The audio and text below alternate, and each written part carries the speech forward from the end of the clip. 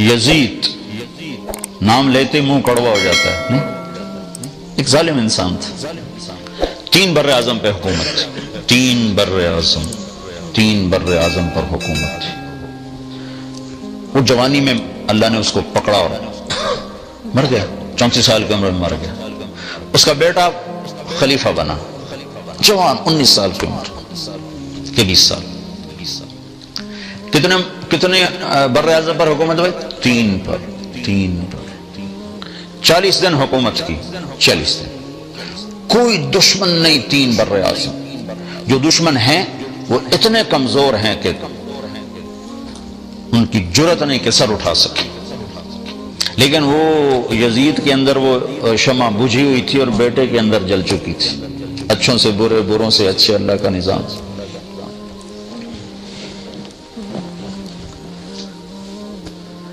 اس نے 40 دن حکومت کی اور پھر سارے سلطنت کو اکٹھا کیا، جو اس کے خاندان کے لوگ، اور ایک عجب بات کہنے لگا، لوگوں، جس تخت کے نیچے حسین کا خون ہو، جس تخت کے نیچے آل الرسول کا خون ہو، میں اس تخت پہ لعنت بھیجتا ہوں۔ یہ ہے تمہاری حکومت، جس کو چاہے دے دو، مجھے نہیں چاہیے۔ ہاں، جب شمع روشن ہوتی ہو تو یہاں تک بات چلی جاتی، چھوڑ دی، 3 بر اعظم کی سلطنت چھوڑ دی، اور وہ رضی اللہ عنہ بن گیا۔ میں اس کا نام لیتا ہوں تو میرا منہ میٹھا ہو رہا ہے۔ اس کا نام تھا معاویہ بن یزید، اور یزید کا نام لیتے تو میرا منہ کڑوا ہو جاتا ہے۔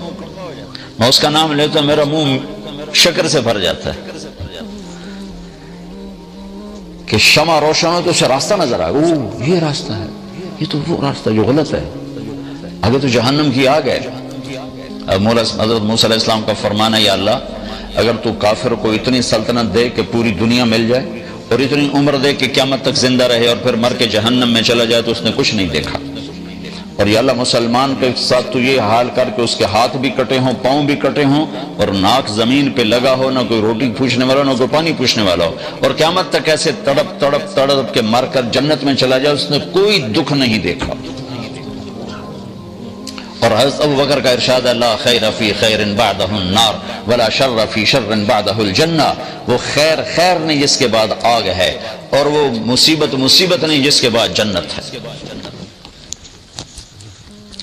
3 بر اعظم کو ٹھکرانا آسان کام، 3 کراؤن نہیں کو چھوڑتا۔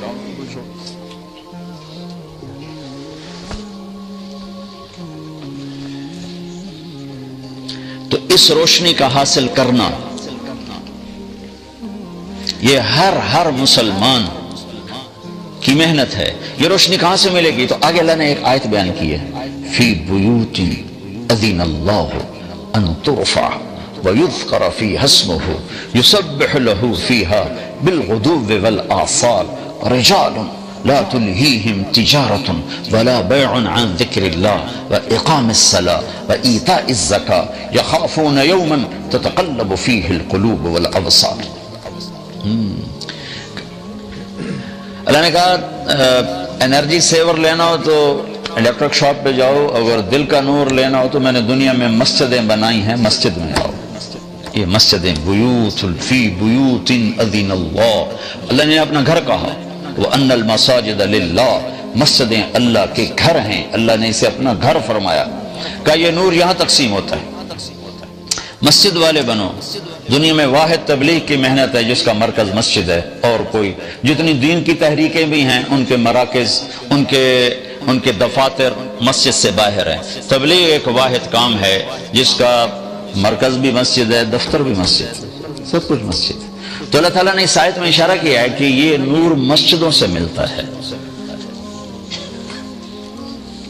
لہذا مسجد میں آنا پڑے گا اور مسجدوں میں بیٹھنا پڑے گا۔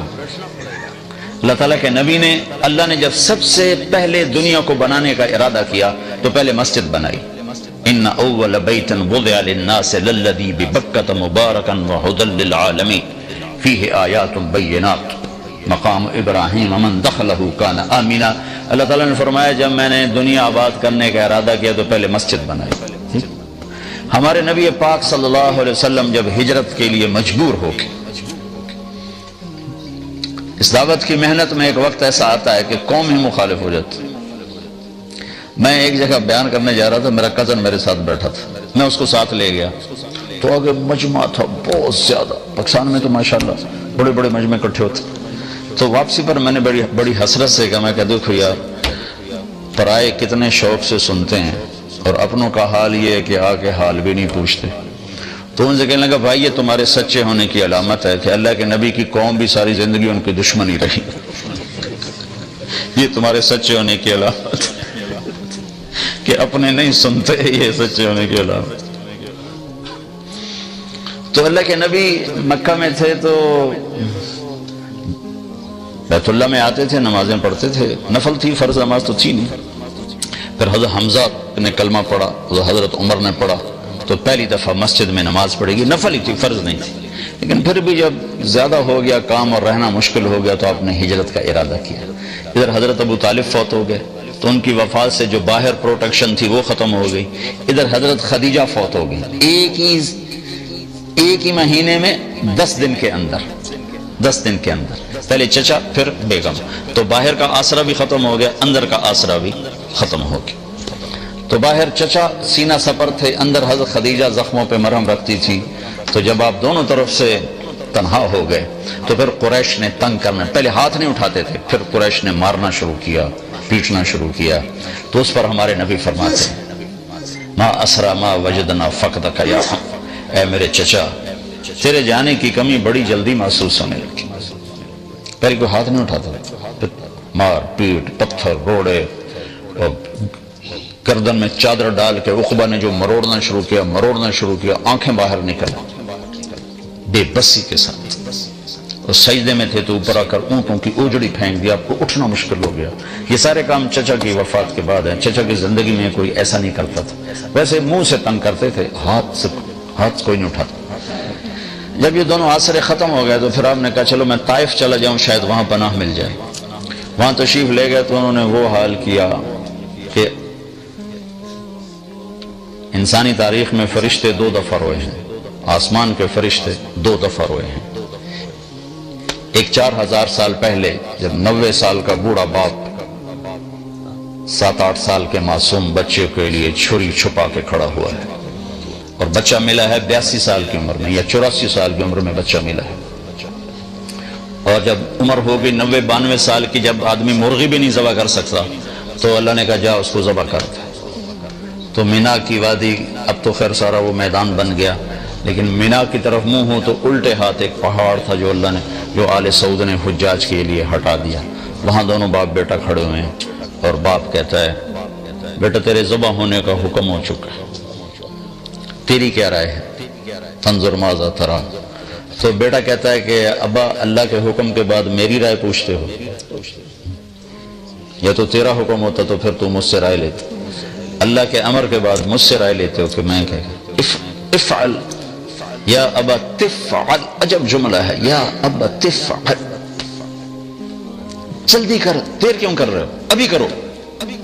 تو اس پر حضرت ابراہیم علیہ السلام نے کہا پتہ بھی ہے میں کیا کہہ رہا ہوں؟ کہا ہاں پتہ ہے، ذبح ہوں گا تو کوئی مسئلہ نہیں. آپ کے بدلے میں اللہ ملے گا، وہ آپ سے اچھا ہے. دنیا کے بدلے میں جنت ملے گی، وہ دنیا سے اچھی ہے. پھر کہنے کہ ہاں البتہ مجھے ماں کا بڑا خیال آ رہا ہے کہ اس کو بڑا صدمہ ہوگا. تو اب اپنا کرتا اتارا اور اپنے باپ کو دیا تاکہ یہ کرتا میری نشانی ہے، میری ماں کو دے دینا.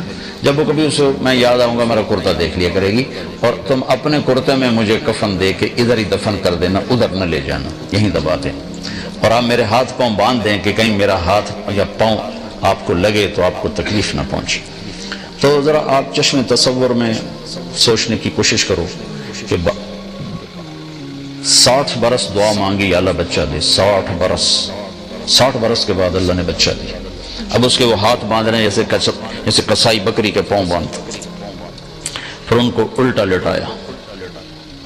انہوں نے کہا تھا میرا سر زمین، میرا ماتھا زمین پہ رکھنا کہیں نظریں آپس میں ٹکرا جائے.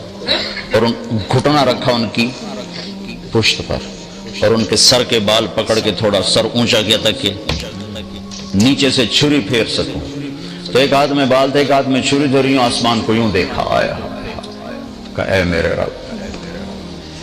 تو ناراض ہو گیا کہ اسماعیل مجھے زیادہ پیارا ہو گیا تو اس سے؟ ہرگز نہیں، ہرگز نہیں، تو ہی میرے دل میں ہے، دیکھ لے میں نے تجھ پہ قربان کرنے کے لیے چھری اٹھا لی ہے، اور اگر کوئی میرا امتحان ہے تو مجھے اس میں کامیاب کر دے۔ اس بول پر ساتوں آسمان کے فرشتوں میں چیخ و پکار ہو گئی کہ انہیں تو نہیں خبر تھی نہیں کہ آگے کیا ہونے والا ہے۔ اور ایک اس کے 4000 سال کے بعد جب 3 میر اللہ کے نبی کو تو پتھر پڑے، پتھر پڑے، پتھر پڑے، پتھر پڑے، اور آپ گرتے تھے اٹھتے تھے، گرتے تھے اٹھتے تھے، گرتے تھے اٹھتے تھے، تو ایک اس پر ساتوں آسمان کے فرشتے روئے۔ تو جب آپ واپس پہنچیں تو آپ کو مکے میں داخل ہونے کی ہمت نہیں رہی، تو آپ نے سہیل بن عمر کو پیغام بھیجا، مجھے پناہ دو، میں اندر آنا چاہتا ہوں۔ اس نے انکار کر دیا۔ پھر آپ نے اخنس بن شریک کو پیغام دیا کہ مجھے پناہ دو، میں اندر آنا چاہتا ہوں۔ اس نے انکار کر دیا، ان کا میں نہیں کرتا۔ پھر آپ نے متم بن عدی کو پیغام بھیجا کہ میں اندر آنا چاہتا ہوں، مجھے پناہ دو۔ تو پھر متم اپنے بچوں کو لے کر گیا اور آپ کو لایا اور کہا کہ میں نے ان کو پناہ دی ہے، ان پر کوئی ہاتھ نہ اٹھائے۔ تو حالات ایسے ہو گئے تھے کہ رہنا بڑا مشکل ہو گیا تھا، تو آپ نے پھر حج کے دنوں میں حاجیوں میں گشت کرنے شروع کیے کہ کوئی مجھے ساتھ لے جائے اور میں اللہ کا پیغام پہنچاؤں۔ تو سب سے زیادہ جو دکھ والی بات آپ سنتے تھے وہ یہ ہوتی تھی کہ قبیلے والے پوچھتے تیری قوم کا تیرے ساتھ کیا معاملہ ہے، تو آپ فرماتے انہوں نے تو جھٹلا دیا ہے۔ تو وہ کہتے جب تیری قوم نے تجھے جھٹلایا ہے تو ہم تجھے سچا کیسے جانیں؟ پھر آپ بڑے دکھی دل کے ساتھ واپس آتے تھے۔ ہوئے ہوئے ہوئے کیا گزرتی ہوگی اللہ کے نبی کے دل پر، اللہ کائنات کی افضل ترین ہستی، افضل ترین ہستی، وَأَحْسَنَ مِنْكَ لَمْ تَرَ قَطُّ عَيْنٌ، یا رسول اللہ آپ جیسا حسین کسی آنکھ نے نہیں دیکھا، نہ میری آنکھ نے دیکھا۔ وَأَجْمَلَ مِنْكَ لَمْ تَلِدِ النِّسَاءُ، آپ جیسے عالی نسب والا یا رسول اللہ کسی ماں نے نہیں جانی۔ اتنا اونچ فَكَانَ قَابَ قَوْسَيْنِ أَوْ أَدْنَىٰ، اتنے اونچے مقام والے۔ عَسَىٰ أَن يَبْعَثَكَ رَبُّكَ مَقَامًا مَحْمُودًا، اتنے اونچے مقام والے۔ بنو حنیفہ کو دعوت دی، انہوں نے گالیاں نکالی، آپ اونٹنی پہ سوار ہوئے، اونٹنی کھڑی ہوئی تو اس نے پیچھے سے نیزہ مارا ابن بجیرہ نے، تو آپ اونٹنی سے گر کر زمین پر آئے اور یوں گرے، چٹانوں کے اوپر گرے۔ یہ وہ ہے جس کے چہرے کی اللہ نے قسمیں کھائیں، والضحیٰ، جس کی زلفوں کی قسمیں کھائیں، واللیل اذا سجا، جس کی آنکھوں کا ذکر کیا ما زاغ البصر وما طغى، جس کی زبان کا ذکر کیا لا تحرک بہ لسانک، جس کے چہرے کا ذکر کیا فول وجہک شطر المسجد الحرام، جس کی زبان کا ذکر کیا لا تحرک بہ لسانک، جس کے ہاتھ کا ذکر کیا لا تجعل یدک مغلولا، جس کی گردن کا ذکر کیا علی عنقک، جس کے سینے کا ذکر کیا الم نشرح لک صدرک، جس کے دل کا ذکر کیا علی قلبک، جس کی کمر کا ذکر کیا الذی انقض ظہرک، جس کے بول کی قسم کھائی وقیلہ یا رب ان ہؤلاء قوم لا یؤمنون، جس کی چادر کا ذکر کیا یا ایھا المزمل، جس کے کمبل کا ذکر کیا یا ایھا المدثر، جس کی چال کا ذکر کیا یمشی فی الاسواق، اور جس کے رات کے رونے کا ذکر کیا فلا تذهب نفسك علیہم حسرات، جس کے رات کے اٹھنے کا ذکر کیا قم اللیل الا قلیلا، جس کے دن کا ذکر کیا ان لک فی النہار سبحا طویلا، جس کے ساتھیوں کا ذکر کیا والذین معه اشداء علی الکفار رحماء بینہم، جس کی نبوت کا ذکر کیا تو عالمی بنا کر تبارک الذی نزل الفرقان علی عبدہ لیکون للعالمین نذیرا، جس کو رحمت للعالمین بنا کے ذکر کیا وما رسلناک الا رحمتا للعالمین، جس کو کل بشر کے لیے، انسان جنات کے لیے نبی بنا کر قرآن میں ذکر کیا قل یا ایھا الناس انی رسول اللہ الیکم جمیعا وَإِذْ صَرَفْنَا إِلَيْكَ نَفَرًا مِّنَ الْجِنِّ يَسْتَمِعُونَ الْقُرْآنَ وَمَا أَرْسَلْنَاكَ إِلَّا كَافَةً لِلنَّاسِ بَشِيرًا وَنَذِيرًا، جس کو راضی کرنے کے لیے خود تیار ہوا بیٹھا ہے، مجھے کہتا ہے، آپ کو کہتا ہے کہ اللہ کو راضی کرو، مجھے راضی کرو، خود کہتا ہے کہ اے میرے حبیب میں تجھے راضی کروں گا وَلَسَوْفَ يُعْطِيكَ رَبُّكَ فَتَرْضَىٰ، جس کے مقام محمود کا ذکر کرتا ہے عَسَىٰ أَن يَبْعَثَكَ رَبُّكَ مَقَامًا مَحْمُودًا، جس کی معراج کا ذکر کرتا ہے فَكَانَ قَابَ قَوْسَيْنِ أَوْ أَدْنَىٰ، جس کے سفر کا ذکر کرتا ہے سبحان الذي أسرى بعبده ليلا من المسجد الحرام إلى المسجد الأقصى، جس کے قرآن کی قسم کھاتا ہے یاسین والقرآن المجید، جس کی رسالت پر قسم کھاتا ہے یاسین والقرآن المجید انک لمن المرسلین علی صراط مستقیم. جس کے اخلاق کی قسم کھاتا ہے وہ کہتا نون والقلم وما یسطرون ما انت بنعمت ربک بمجنون وان لک لاجرا غیر ممنون وانک لعلی خلق عظیم وانک لعلی خلق عظیم. اے میرے حبیب آپ کے اخلاق بڑے بلند ہیں، بڑے عالی ہیں. پورا قرآن میرے نبی کو ایسے ذکر کرتا ہے. ایک جگہ جگہ جگہ جگہ جگہ جگہ کسی چیز کو پھیلایا جائے پھر اکٹھا کر کے اس کا وجود بنایا جائے. ایسے میرے رب نے اپنے حبیب کو پورے قرآن میں یوں ذکر کیا ذکر کیا ذکر کیا ذکر کیا، پھر اس کا وجود بنایا، پھر کہا لعمرک مجھے تیرے اس پیارے وجود کی قسم، مجھے تیری جان کی قسم، تیری جان کی قسم. تو نسب میں عالی، تو حسب میں عالی، تو شکل میں عالی، تو حسن میں عالی، تو مقام میں عالی. تیرا نظیر نہیں، تیرا کوئی بدل نہیں، تیرا کوئی مثل نہیں، تیری کوئی مثال نہیں، تیرا کوئی شبیہ نہیں، تیرے جیسا رحم کسی کے پاس نہیں، تیرے جیسا علم والا کوئی نہیں، تیرے جیسی بلندی والا کوئی نہیں، تیرے جیسے نسب والا کوئی نہیں کہ تیرے نسب کو میں نے سید آدم تک پہنچا دیا.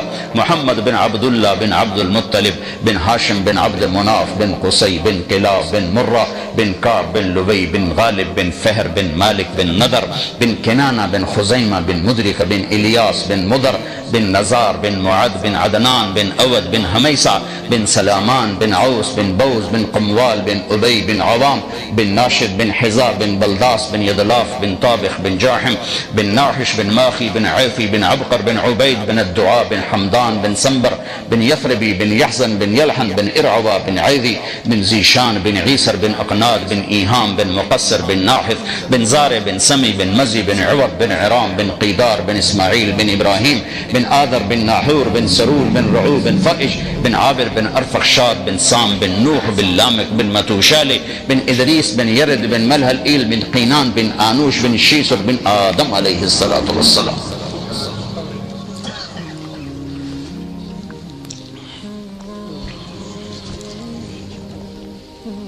نیزہ لگا الٹ کے گرے، دعوت دیتے دیتے دیتے تھک گئے. نتیجہ کیا ہوا؟ کسی نے منہ پہ تھوک دیا، کسی نے تھپڑ مار دیا، کسی نے کرتا پھاڑ دیا. اب اس امت کو سمجھانا پڑ رہا ہے کہ تبلیغ بھی توڑے ذمہ ہے. کتنے لکھا ہے ساڑھے ذمہ؟ کچھ پڑھو تو پتہ چلے کہ ذمہ. تو آپ تھک گئے تو اللہ کی مدد آئی. نبوت کا یہ 11واں سال تھا. تو آپ تھکے ہوئے رات کو منا میں گشت کر رہے تھے تو آپ کو کچھ نوجوان ملے. آپ نے کہا بھائی کہاں گئے ہو؟ کہا جی ہم یثرب کے ہیں. کہا میری بات سنو گے، میں اللہ کا نبی ہوں. کہا اچھا. اب مدینے والے یہودیوں سے سن رہے تھے کہ ایک نبی آنے والا ہے تو ان کے کانوں میں آواز پڑی تھی. کہنے کہا اچھا کیا ہے تیرے پاس؟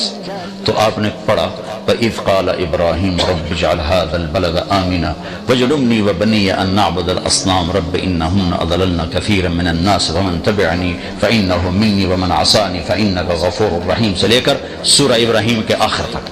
تو کہنے لگے ارے یہ انسانی کلام نہیں، یہ تو لگتا ہے وہی نبی ہے جو آنے والا ہے، چلو یہودیوں سے پہلے کلمہ پڑھیں. تو انہوں نے کلمہ پڑھ لیا. یہ کون تھے؟ ابو الحیثم بن تیہان، عبداللہ بن رواحہ، عبادہ بن سامت، اسد بن زرارہ، نعمان بن حارثہ، سعد بن الربیع. ان 6 کے نصیب کھلے کہ انہوں نے کلمہ پڑھا اور آپ اتنا خوش ہوئے کہ جس کی کوئی حد نہیں. وہ کہنے لگے یا رسول اللہ ہم آپ پہ ایمان لائے، ہم اگلے سال آئیں گے. پھر اگلے سال آپ پورا سال آپ نے انتظار کی. تو اگلے سال 12 آئے، 5 یہ ان میں سے ایک نہیں آئے، 7 اور. پھر آپ نے باقاعدہ بیعت کی. پھر انہوں نے کہا ہم اگلے سال آئیں. پھر اگلے سال 72 آئے، 72. 2 عورتیں ام منیع ام عمارہ اور باقی 70 نوجوان. نبیوں کے کام کی نشانی ہے کہ اس میں نوجوان زیادہ ہوتے ہیں چونکہ وہ نرم شاخ کی طرح ہوتے ہیں، جدھر موڑو مڑ جاتے ہیں. روم کے بادشاہ نے ابو سفیان سے پوچھا تھا اس نبی کے ماننے والے بوڑھے ہیں یا جوان کا؟ یہ بھی نبیوں کی نشانی ہے کہ جوان ہی مانتے ہیں، جلدی مڑ جاتے ہیں.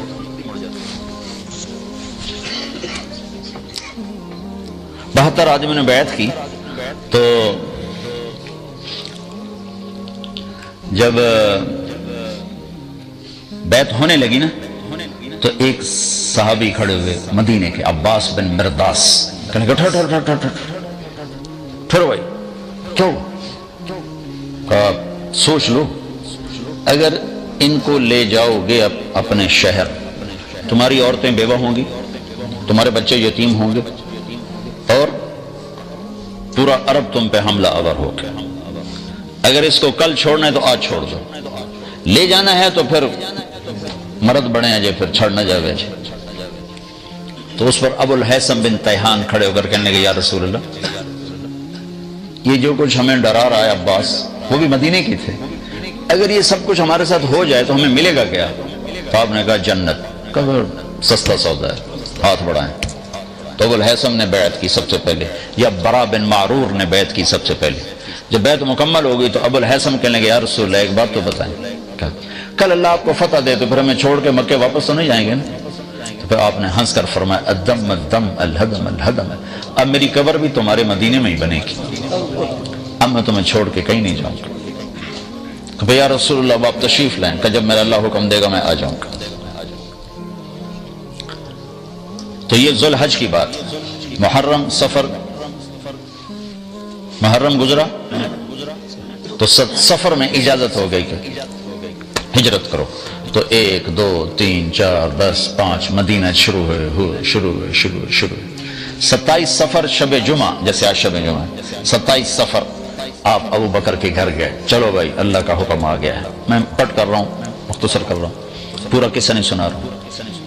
تو ابو بکر نے کہا جی میں نے ایک غار تلاش کیا، پہلے وہاں چل کے چھپیں گے پھر آگے چلیں گے۔ تو غار اور یمن کی طرف تھا اور مدینے کا راستہ بالکل اپوزٹ تھا۔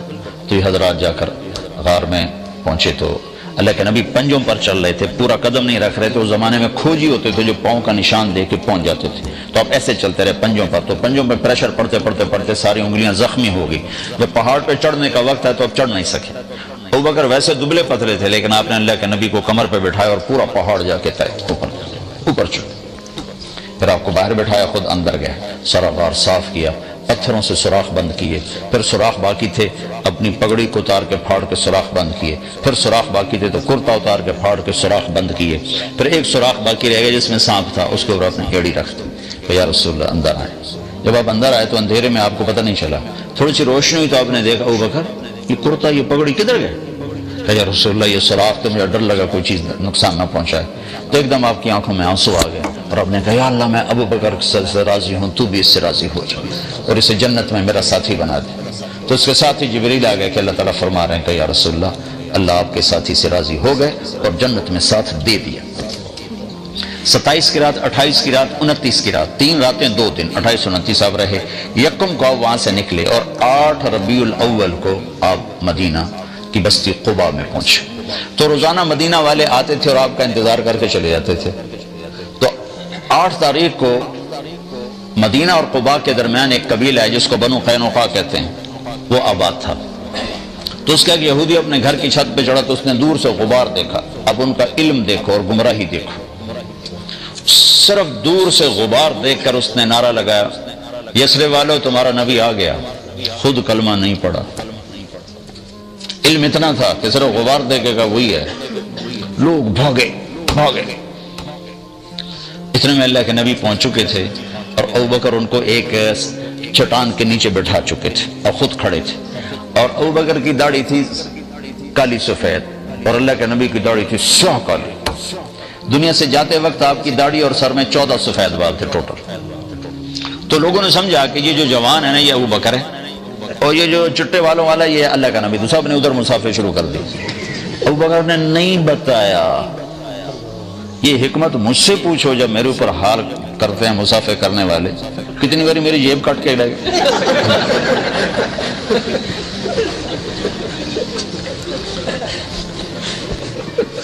وہ خیال نہیں کرتے بھئی مجمع میں مسافہ کرنا جائز ہی نہیں، مسلمان کو تکلیف پہنچانا حرام ہے، زبان سے سارے کہو۔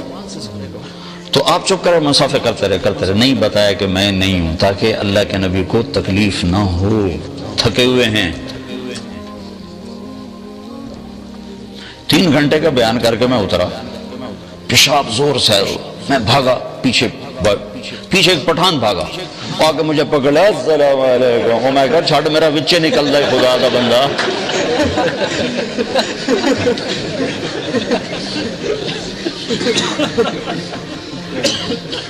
جب سارے مسافر ہو گئے، جوش کرو ختم ہو گیا، تو اللہ کے نبی پر دھوپ آ گئی، چٹان کا سایہ ختم ہو گیا، تو ابوبکر نے لپک کے آپ کے اوپر چادر کی، تو اس سے سب کو پتہ چلا کہ وہ ہو تو سارے مسافر غلط ہو گئے، نبی تو یہ ہیں، یہ نہیں ہیں۔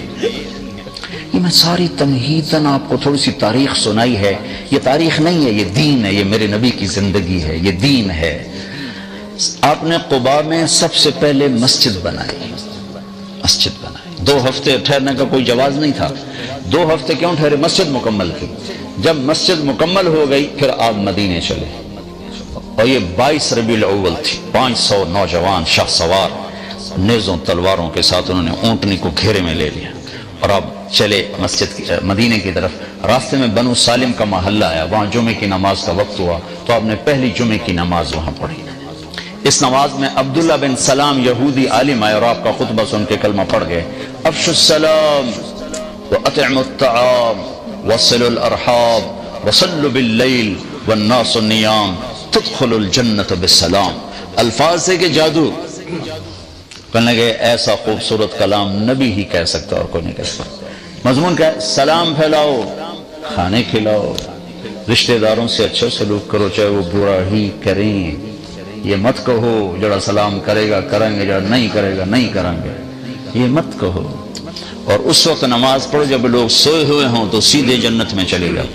جمعہ پڑھا، پھر آپ مدینے کو چلے، تو اب سامنے ایک چھوٹا سا وہ گھاٹی تھی، گھاٹی کو پار کر کے نیچے مدینہ آتا تھا، تو وہ گھاٹی کے اوپر چڑھے تو پہلے اونٹنی کا چہرہ نظر آیا، پیچھے اللہ کے نبی کا چہرہ نظر آیا، تو مدینے کے جتنے بچے بچیاں تھے وہ مدینے سے باہر آ کر آپ کو دیکھنے کے لیے جمع تھے، اور جو مدینے کی عورتیں تھیں وہ ساری چھتوں پر تھیں اور مرد آپ کے ساتھ تھے، عورتیں چھتوں پر، مرد ساتھ، اور بچے سامنے گراؤنڈ میں۔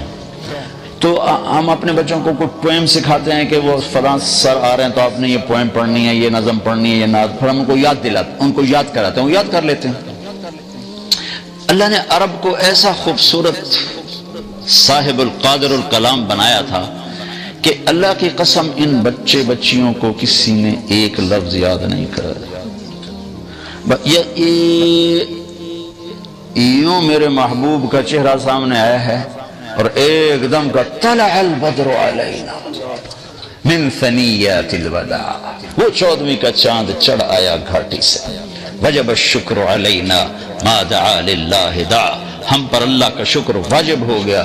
ایھا المبعوث فینا جئت بالامر المطاع، یا رسول اللہ یہ مکہ نہیں ہے، یہاں ہر آدمی آپ کی ماننے والا ہوگا، بچہ بچہ، بچی بچی، مرد مرد، عورت عورت، آپ کے سامنے سر جھکانے والا ہوگا۔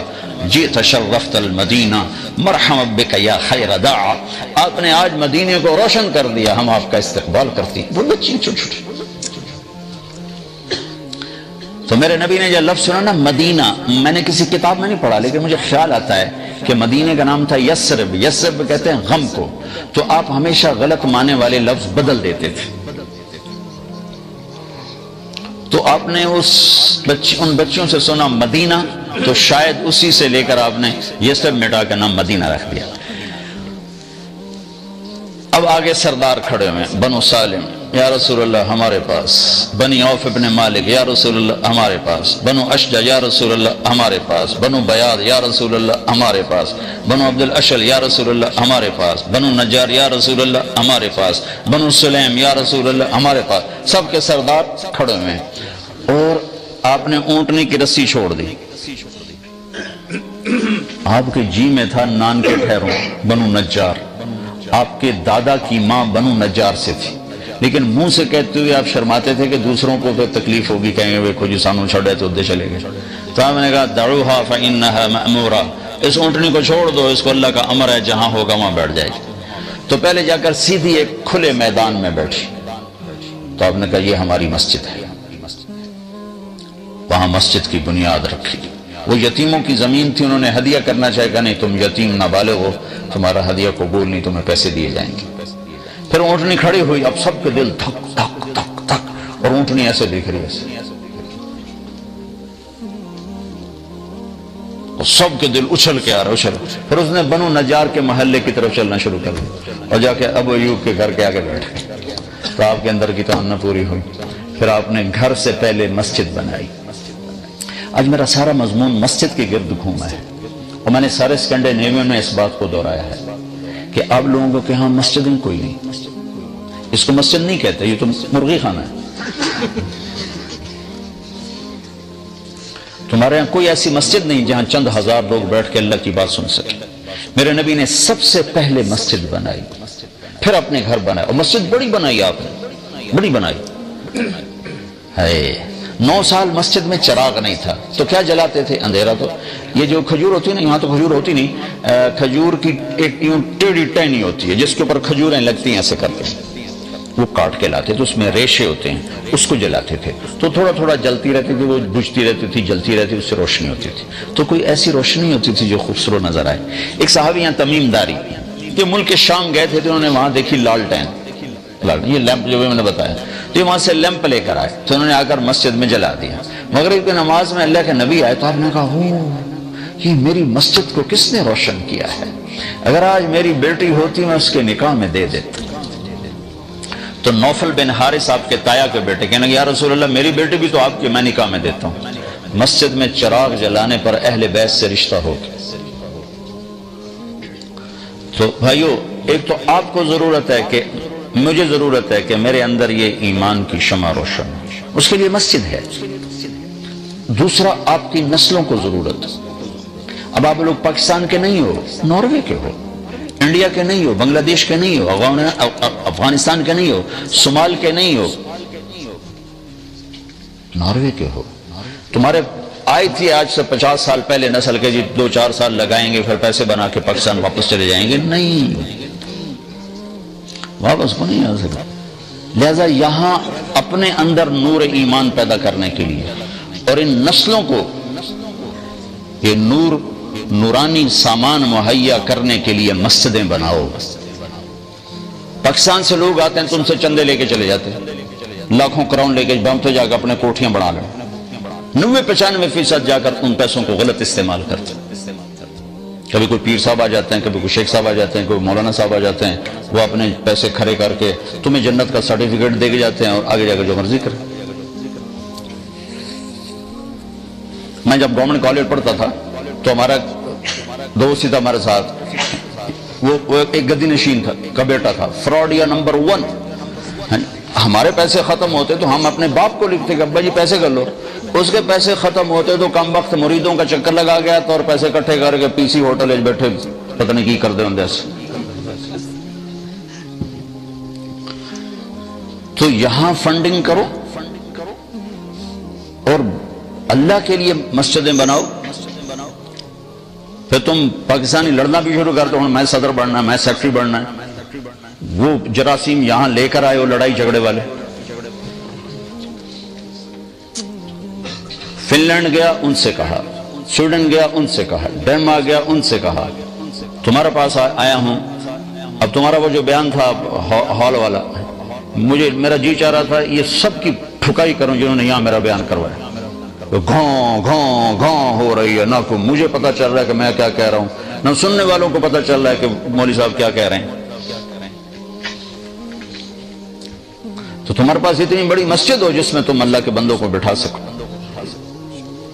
میں فرانس گیا، انہوں نے بھی ہال لیا، فرانس والوں سے کہا بھائی تو اپنی نسلوں کے لیے مسجدیں بناؤ، مت دو پاکستان سے آنے والوں کو چندے، مت دو ہندوستان سے آنے والوں کو چندے، آپس میں فنڈنگ کرو۔ اگر یہاں مسجد مدرسے نہیں ہوں گے، میں جنوبی امریکہ گیا ہوں، جنوبی امریکہ 1 کروڑ کے قریب مسلمانوں کی نسل اسلام چھوڑ کے فارغ ہو چکی۔ کس وجہ سے کہ ان سے ظلم ہوا، انہوں نے نہ مسجد بنائی نہ مدرسہ بنایا، صرف کماتے رہے۔ اتنا پیسہ ہے وہاں ان کے پاس کہ پورا ملک خرید لیں، ایک مسجد نہ بنا سکے، نسلیں اسلام سے پیدل ہو۔ فرق پاکستان میں کوئی لڑکا بگڑے گا نا تو زیادہ چرس شراب پر جائے گا، یہاں کوئی بگڑے گا تو اسلام ہی چھوڑ جائے گا۔ تو ان کو مسجد نہ سمجھو، یہ تو ایک مسلح ہے محلے والوں کے لیے، ٹھیک ہے، تبلیغ والوں سے کہتا ہوں، اب لوگوں سے کہتا ہوں بڑی مسجد بناؤ، تبلیغ والوں کو فنڈ دو، یہ بڑی مسجد بنائے، بڑا مرکز بنائے۔ اس میں 2008 میں آیا تو میں ان سے کہہ کر گیا، بھائی کوئی مدرسہ بناؤ، کوئی مسجد بناؤ، 2008 میں میں نے اسی لیے سفر کیا تھا، کوئی مدرسہ بناؤ، کوئی مسجد بناؤ، این جاڑیا تو این جاڑیا۔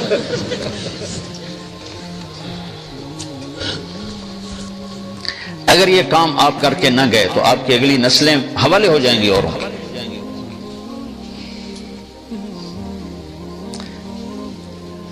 من بنا للہ مسجدا بنا اللہ لہ بیتا فی الجنہ۔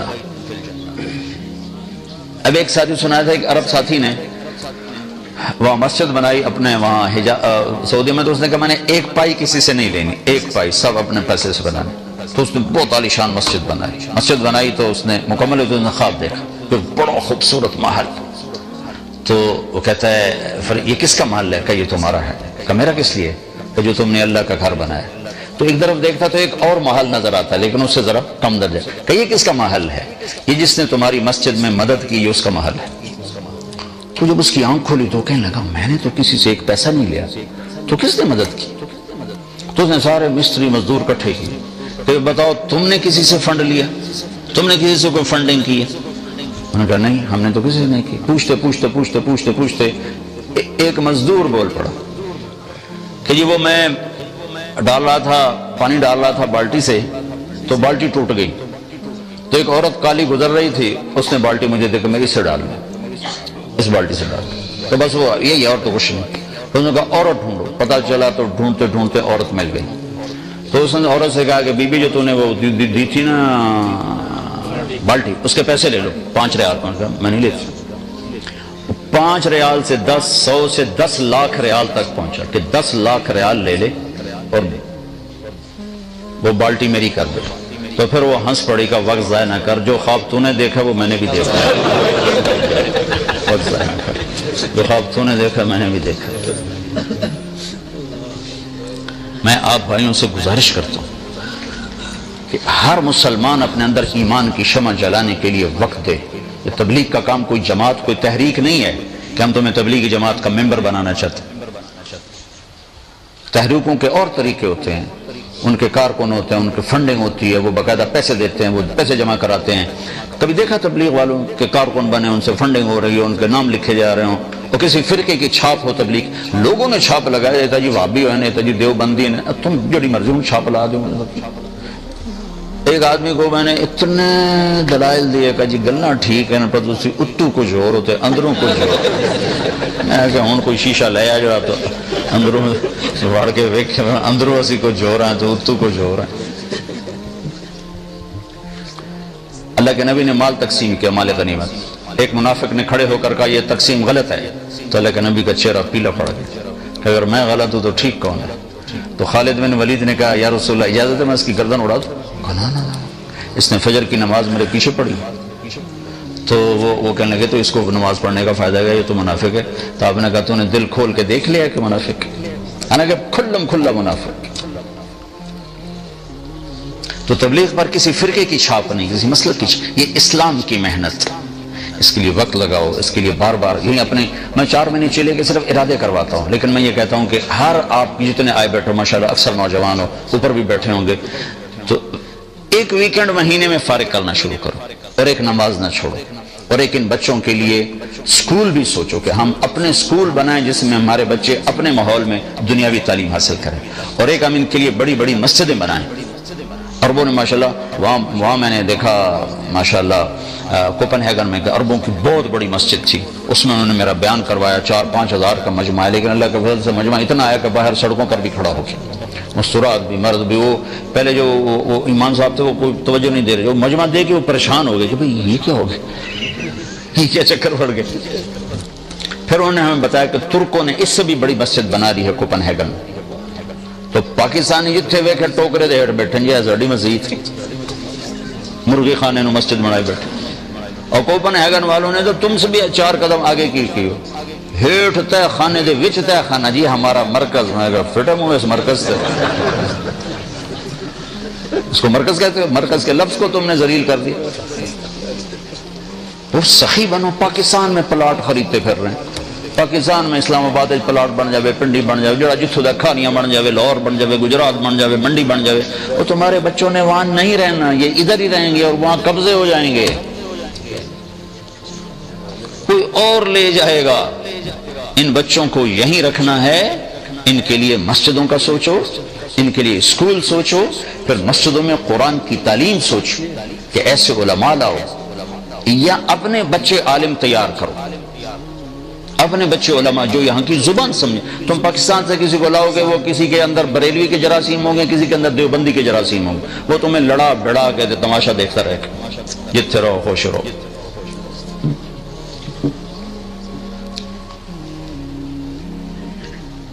یہاں سے علماء تیار کرو، یہاں سے جو نارویجن بولتے ہوں، یہاں کے ماحول کو سمجھتے ہوں، پھر وہ اگر یہاں دینی علم کو زندہ کریں، قرآن کو زندہ کریں. پھر اپنے تمہارے پاس اللہ کے فضل سے اتنا پیسہ ہے کہ تم اپنے اسکول بھی بنا سکتے ہو، مسجدیں بھی بنا سکتے ہو، سب کچھ کر سکتے ہو. دل تو کھلا کرو. 5 کروڑ چندہ دے رہے ہیں.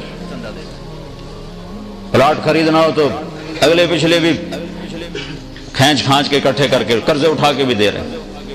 مسجد بنانی ہو تو 5 کروڑ. اور جب صندوقڑیاں لے کے بیچارے مسجدوں میں پھر رہے ہوتے ہیں، یہ کتنے ہمارے لیے ڈوب مرنے کی بات ہے. تو بھائیو، میں بہت اہم بات کہہ رہا ہوں، بہت اہم بات کہہ رہا ہوں کہ اگر مسجدیں نہیں ہوں گی، بڑی بڑی مسجدیں نہیں ہوں گی، تمہاری نسل ضائع ہو جائے گی. میں جنوبی امریکہ میں دیکھ کر آیا، اور کس کی نسل برباد ہوئی؟ عربوں کی.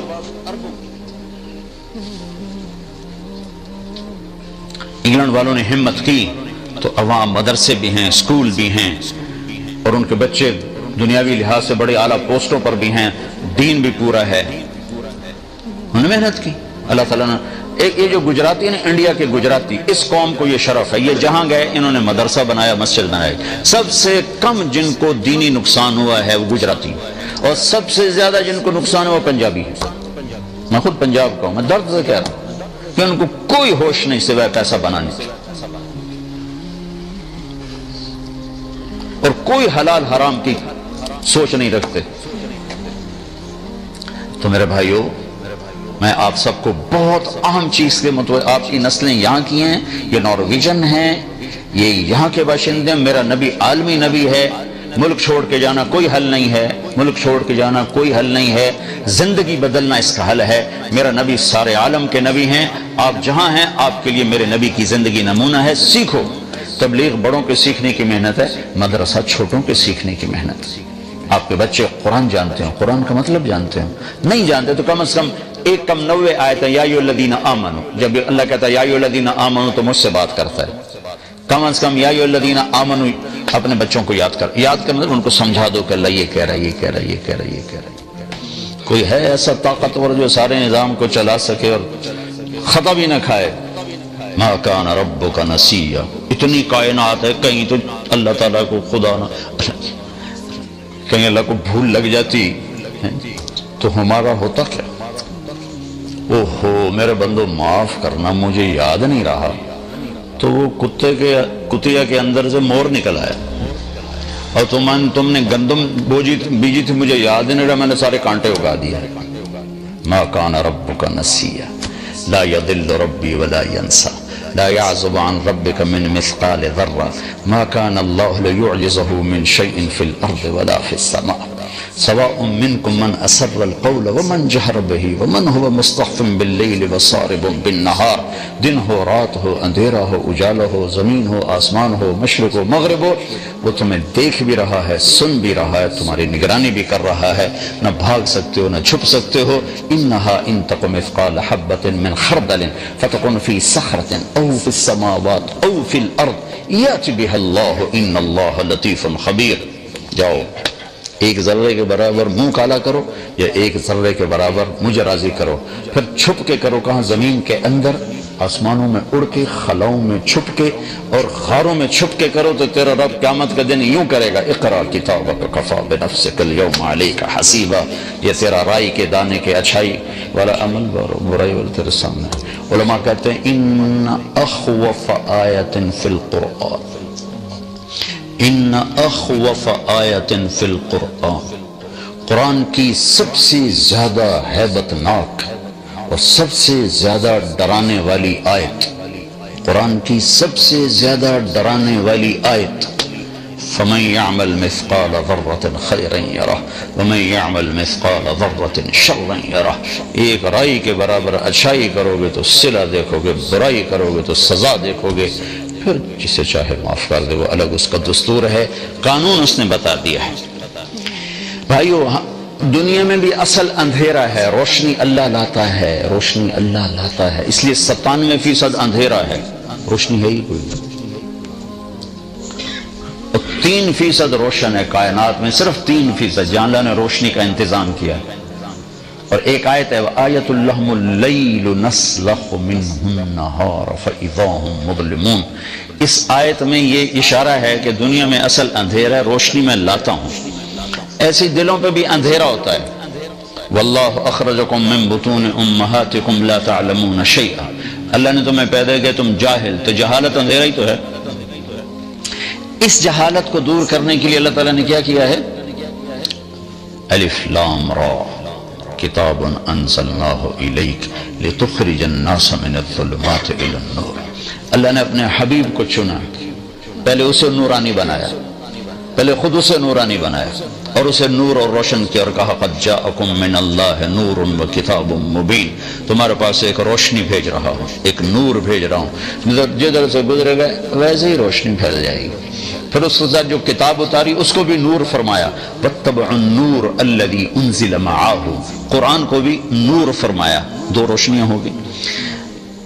دنیا کے اندھیروں کو دور کرنے کے لیے دو روشنیاں ہیں، ایک چاند کی روشنی ہے اور ایک سورج کی روشنی ہے. ان دو روشنیوں سے اندھیرے دور ہوتے ہیں. تو دل کے اندھیروں کو دور کرنے کے لیے دو روشنیاں ہیں، دو نور ہیں، ایک نبوت کا نور ہے اور ایک قرآن کا نور ہے. الف لام را کتاب انزلناہ الیک لتخرج الناس من الظلمات الی النور.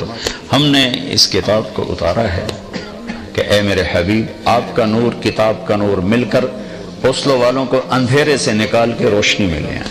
کہ جب تک یہ روشنی میں نہیں آئیں گے ان کو نظر نہیں آئے گا، صرف کراؤن ہی نظر آئے گا. بس ناروے کی نیشنلٹی مل جائے، بس کراؤن آ جائے، چاہے دھوکہ دینا پڑے، فراڈ کرنا پڑے، حرام کرنا پڑے، حرام بیچنا پڑے، جو کرنا پڑے، ہمارے پاس پیسہ آنا چاہیے.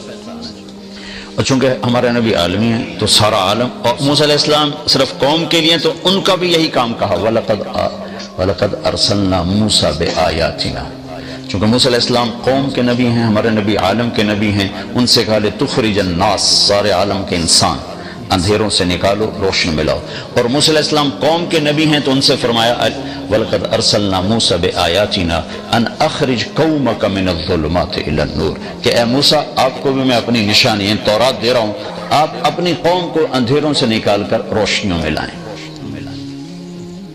تو بھائیو، یہ جو دل کی روشنی ہے، یہ جب تک پیدا نہ ہو انسان نہ اللہ کے سامنے جھک سکتا، نہ اللہ کے رسول کے سامنے. اس لیے ہم جو یہ نظریہ پیش کر رہے ہیں کہ ہر انسان فردن فردن اس نور کو حاصل کرنے کی محنت کرے اور ہر مسلمان دوسرے کو اس کے لیے تیار کرے. چونکہ حکومت قانون تو بنا سکتی ہے، نور نہیں دے سکتی، اور نور نہ ملے تو دین پہ نہیں چل سکتی. میرے والد صاحب نماز کی شدت فرماتے تھے. کالج دور میں میں نے خود بے وضو نمازیں پڑھی باپ کی وجہ سے. تو میرا باپ مجھے نماز تو پڑھا سکتا ہے، وضو تو نہیں کروا سکتا. کتنا کو پیرا دے گا میرے اوپر. سینٹر ماڈل اسکول میں نے میٹرک کیا تو ہمارے ایک وارڈن آ گئے، بڑے نیک، اللہ ان کی بخشش کرے، طالب حسین مرحوم. تو وہ نمازی تھے، اس سے پہلے جو تھے وہ نمازی نہیں تھے. تو انہوں نے نماز کمپلسری کر دی، حاضری لگنی شروع ہو گئی. تو میرا روم میٹ، میں عشاء کی نماز، رمضان کا مہینہ، میں بالکل آخری صف میں کھڑا تھا. صرف ہم دکھاتے تھے طالب صاحب کو کہ ہم حاضر ہیں، منہ اٹھا اٹھا کیسے دکھاتے تھے جیسی حاضر. تو میرا ایک مر گیا مرحوم، اللہ اس کی بخشش کرے، مرید کے کیا تھا، زمینداروں کا بیٹا تھا، میرا روم میٹ تھا. تو وہ آ کے میرے ساتھ شامل ہوا اور اس نے 4 رکعت نماز فرض کی نیت باندھی. 4 رکعت نماز فرض عشاء واسطے طالب حسین دے، اللہ اکبر. تو مجھے بھی نماز کی کوئی قدر تو تھی نہیں، میں نے نماز توڑ دی. میں وہ ایک ہی کی تھی. وہ آخر لگا میں طالب حسین دی پڑھدا پیا، اللہ دی تو کوئی نہیں پڑھدا پیا۔ تو طاقت سے جو اسلام آئے گا وہ ایسا آئے گا، اور وہ اس کو اسلام سے الٹا نکال دے گا۔ جب اندر میں روشنی شمع جل جائے گی پھر راستے خود نظر آئیں گے، پھر کوئی روکنا بھی چاہے گا تو روک نہ سکے گا۔ آپ کے سامنے اوسلو کا بورڈ نظر آ رہا ہو تو کوئی کہے نہیں نہیں یہ نہیں ادھر نہیں جانا، آپ روکو گے؟ آپ نہیں روک سکتے۔ رش ہے، لائن لگی ہوئی ہے، آپ وہیں کھڑے ہو بیٹھو، وہ راستہ ہی ہے اور کوئی راستہ نہیں۔ تو یہ جو نور ہے یہ نور اللہ دیتا ہے، اور اللہ دیتا ہے انسان کی ذاتی محنت پر۔ جیسے اللہ رب ہے، رزق اللہ دیتا ہے لیکن دیتا ہے ذاتی۔ آپ لوگ پاکستان چھوڑ کے آئے، ہندوستان چھوڑ کے آئے، یہ افریقہ سے آئے بیٹھے ہیں تو رزق کی تلاش میں دیا اللہ تعالیٰ نے۔ جب یہ نور اندر آتا ہے تو اس کی قرآن نے ایک بڑی خوبصورت آیت بیان کی ہے، بڑا خوبصورت، اس کو قرآن میں کہتے ہیں آیت النور، آیت النور اس کو کہتے ہیں۔ اور امام غزالی نے تو پورا اس پر ایک رسالہ لکھ دیا، اللہ نور السماوات والارض مثل نورہ کمشکات فیہا مصباح المصباح فی زجاجہ الزجاجة كأنها كوكب در يوقد من شجرة مباركة زيتونة لا شرقية ولا غربية يكاد زيتها يضيء ولو لم تمسسه نار نور على نور يهدي الله لنوره من يشاء ويضرب الله الأمثال للناس والله بكل شيء عليم۔ جو میں پہلے آپ کو کوئی 15-20 منٹ میں نے جو بات کی ہوئی اس آیت سے میں نے بات کی، اس آیت سے۔ ابھی نماز پڑھتے پڑھتے آیت یہ میرے ذہن میں اچانک آئی کہ اللہ تعالیٰ نے ایک خوبصورت مثال دی ہے۔ اللہ تعالیٰ فرماتا ہے میرا نور جس دل میں اترتا ہے مثل نورہ کمشکات فیہا مصباح، تو اللہ تعالیٰ یوں ارشاد فرماتے ہیں کہ میرے نور کی جو اندر میں آتا ہے اس میں تمہیں خوبصورت مثال دیتا ہوں۔ ہمارے پاکستان میں، انڈیا میں، افریقہ میں میں گیا ہوں، مسجدوں میں، گھروں میں چراغ جلتے تھے۔ چراغ جلانے کے لیے دیوار میں ایک کھڈا ہوتا تھا، یاد ہے؟ یہاں کے پیدائشیوں کو تو نہیں پتا ہوگا لیکن جو وہاں سے آئے ہیں ان کو پتا ہوگا۔ یہ ان کے لیے فانوس سمجھ لو، فانوس جو فانوس ہوتا ہے، فانوس، اس میں ایک چراغ جلتا ہے۔ یہ کھڈا کیوں بناتے ہیں کہ اس کی روشنی اکٹھی ہو کر باہر آئے، باہر آئے۔ پھر اس چراغ کے اوپر ایک لیمپ ہوتا ہے، ایک شیشہ ہوتا ہے، لالٹین لیمپ۔ وہ شیشہ جتنا صاف ہوتا ہے اتنی روشنی زیادہ باہر نکلتی ہے، وہ شیشہ جتنا میلا ہوتا ہے یا کالا ہوتا ہے تو روشنی اتنی اس میں ڈم ہو جاتی ہے، زیرو ہو جاتی ہے۔ پھر اس میں تیل ڈالتا ہے، پھر اس کو آگ لگتی ہے، یہ تو سب آپ جانتے ہیں نا۔ تو مثل نورہ کمشکات، یعنی وہ جگہ جہاں وہ رکھنا ہے چراغ وہ کون سی ہے؟ تو اللہ نے ہمارے وجود کو اور خاص طور پر سینے کو چراغ کے رکھنے کی جگہ بنائی ہے کہ یہ تمہارا تاقچہ ہے، یہاں میں نے ایک چراغ فٹ کیا ہے، کمشکات فیہا مصباح، میں نے اس میں ایک چراغ فٹ کیا ہے۔ وہ چراغ کیا ہے؟ وہ چراغ کیا ہے؟ وہ تمہارا ایمان ہے، وہ ایمان ہے۔ وہ چراغ کیا ہے؟ لا الہ الا اللہ محمد رسول اللہ۔ صرف لا تقوم الساعة حتى لا يقال اللہ اللہ، صرف لا الہ الا اللہ کہہ دینا ہی اتنا طاقتور ہے کہ جب تک ایک انسان بھی کہنے والا موجود ہے قیامت نہیں آ سکتی۔ یہ چراغ ہے، یہ روشنی ہے۔ اور صرف لا الہ الا اللہ محمد رسول اللہ، لا الہ الا اللہ، نہ اس پر کوئی، نہ اس کی معرفت کا پتہ ہے، نہ اس کی گہرائیوں کا پتہ ہے۔ ایک چھوٹے سے پرزے پہ لا الہ الا اللہ لکھ کر ادھر ایک رکھ لو، یہاں چھوٹی سی پرچی بنا کے اس پر لا الہ الا اللہ لکھو اور اس کو یہاں رکھ لو۔